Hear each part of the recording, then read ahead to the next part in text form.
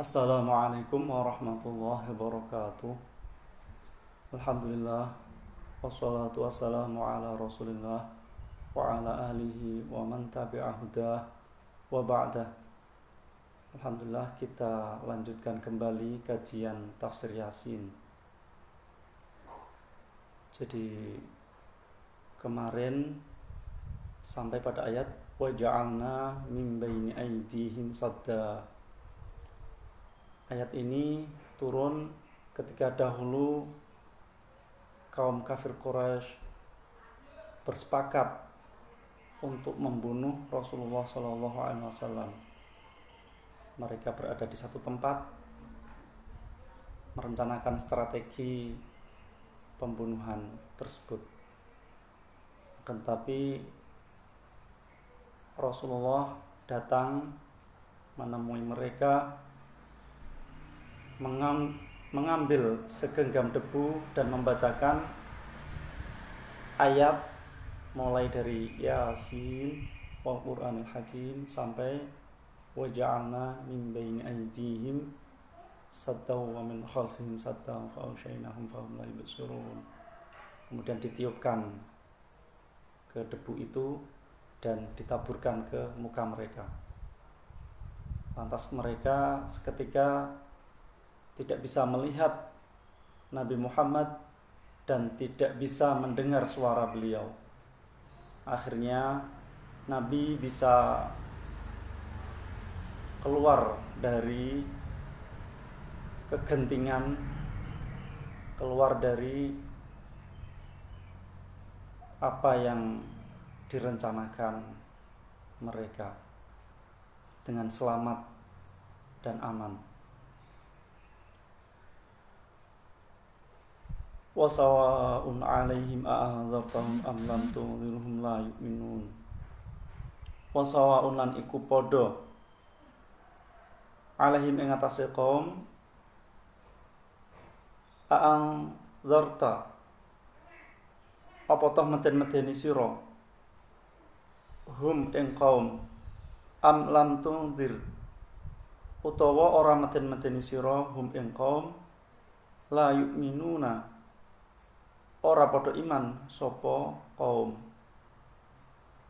Jadi mereka walaupun diberi peringatan ataupun tidak diberi peringatan, sama saja mereka tidak akan beriman.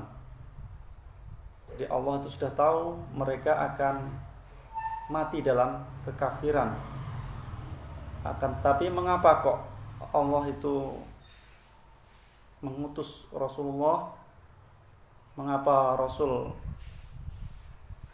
diperintahkan untuk berdakwah kepada mereka, padahal mereka sudah jelas-jelas ahli neraka? Mereka tidak akan mungkin beriman dan tunduk pada Islam.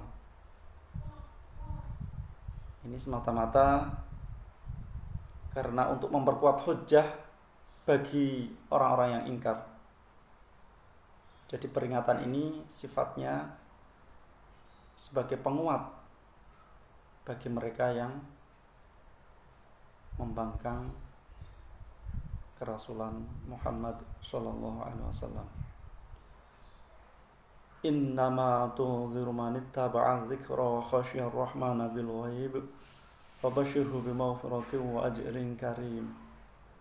Innama tunziru ang pestine meten-meteni sira man ing wong ittaba'a kang manut sapa man adzikra ing pengeling-eling wa khasyalan wedi sapa man ar-rahmana ing Allah kang welas asih bil ghaibi ing dalam tingkah samar fabasyir monggo bebungahno sira hu ing man bimaghfiratin kelawan pangapura wa ajrin lan ganjaran karimin kang mulya.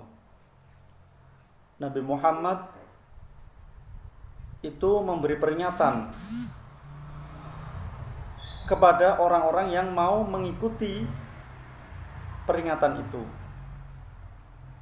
Orang-orang yang takut kepada Allah dengan adanya siksa yang masih gaib, mereka nanti akan diberi ampunan dan pahala yang besar. Inna nahnu nuhyil mauta, inna sak temene ingsun Allah, nahnu ya ingsun iku nuhyi bakal nguripake ingsun al mauta ing pira-pira mati. Jadi Allah akan menghidupkan orang-orang yang mati. Dalam tafsirnya bisa jadi hidup ketika nanti pada hari kiamat, kebangkitan dari kubur, atau hidup kembali dari kematiannya di alam kubur, yakni di saat ditanya oleh malaikat Munkar dan Nakir. Jadi rohnya dikembalikan lagi untuk menjawab pertanyaan mereka.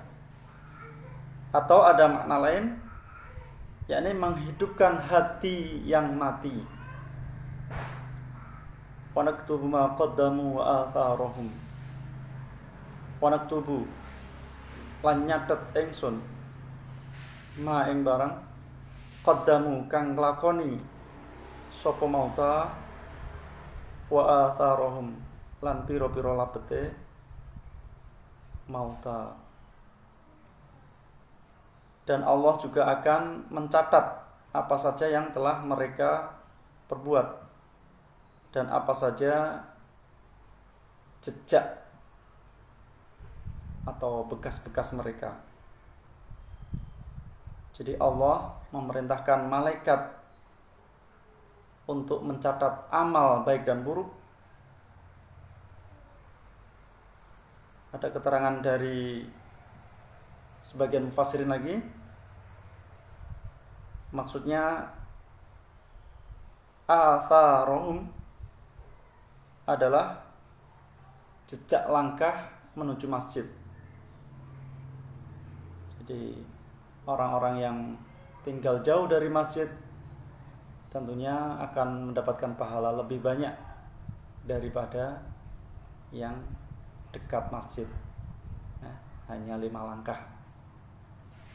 Fenomena hari ini masjid banyak yang kosong, bahkan yang digembok karena situasi.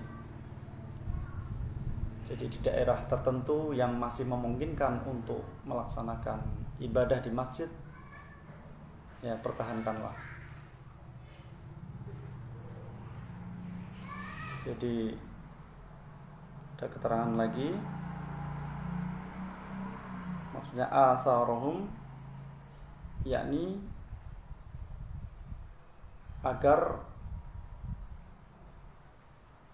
pahala orang-orang yang telah memberi contoh kebaikan walaupun dia sudah meninggal, pahala mereka akan tetap dicatat oleh malaikat. Jadi dia memberikan suri tauladan yang baik, dia mendapatkan transfer pahala bagi siapapun yang telah mengikutinya tanpa mengurangi pahala mereka sedikit pun. Jadi berlangsung dari generasi ke generasi. Makanya Rasulullah SAW adalah manusia yang paling banyak pahalanya, karena setiap orang yang melaksanakan ajaran Rasul mendapatkan limpahan pahala ila yaumil qiyamah. Wa kullu syai'in ahsaynahu fi imamin mubin. Wa kullu syai'in lan ing saben-saben suwiji ahsayna ngitung ingsun hu ing kula syai' fi imamin ing dalam papan mubinin kang pertelo. Jadi segala sesuatu itu sudah tertulis di Lauhul Mahfuz. Segala sesuatu tidak akan mungkin terlepas dari takdir Allah. Segala sesuatu tidak akan mungkin keluar dari pengetahuan Allah. Wadrib lahum mathalan ashabal qaryah. Ini waqaf lazim, jadi wajib berhenti. Wadrib lan dadekno sira lahum maring kaum mathalan ing tulodo ashabal qaryati ing pira-pira penduduk desa. Irja ahal mursalun. Irja'a dalam nalikane teko ha ing qaryah sapa al mursaluna pira-pira utusan. Jadi di sini maqam mustajab untuk berdoa. Jadi ayat ke-13 ya, berhenti ya. Jadi wadrib lahum mathalan ashabal qaryah izja'ahal mursalun. Ini berhenti di sini. Ini mustajab untuk berdoa. Jarang orang yang tahu.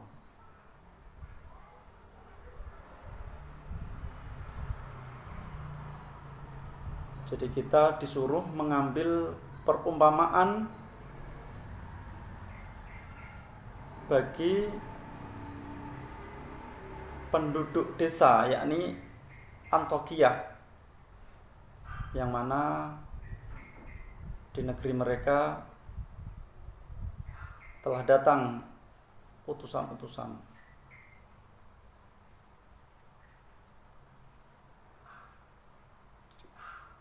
إذ أرسلنا إليهم اثنين فكذبوهما فعززنا بثالث فقالوا إنا إليكم مرسلون. إذ أرسلنا dalam nalikane ngutus kita ilaihim maring ashab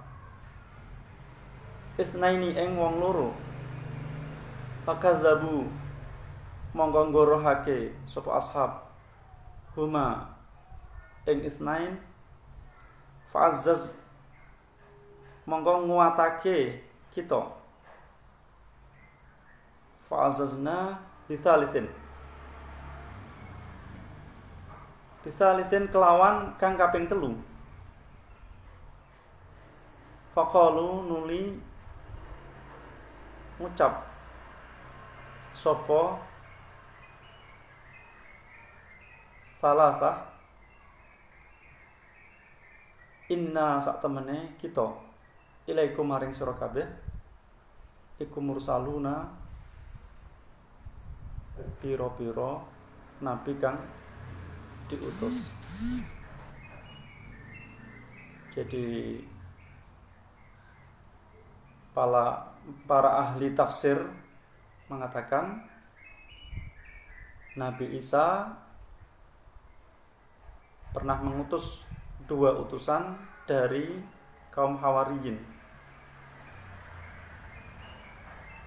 Jadi kalau Nabi Muhammad punya sahabat setia, yakni sahabat Muhajirin dan Ansor, kalau Nabi Isa punya sahabat setia, yakni kaum Hawariyin. Dan Nabi Isa ini mengutus 2 utusan ke kota Antiokhia karena mereka tidak berhasil, sehingga Nabi Isa mengutus 1 utusan lagi. Berarti genap 3. Jadi 3 utusan ini untuk memperingatkan kota Antakya beserta penduduknya. Sekian, semoga bermanfaat. Assalamualaikum warahmatullahi wabarakatuh.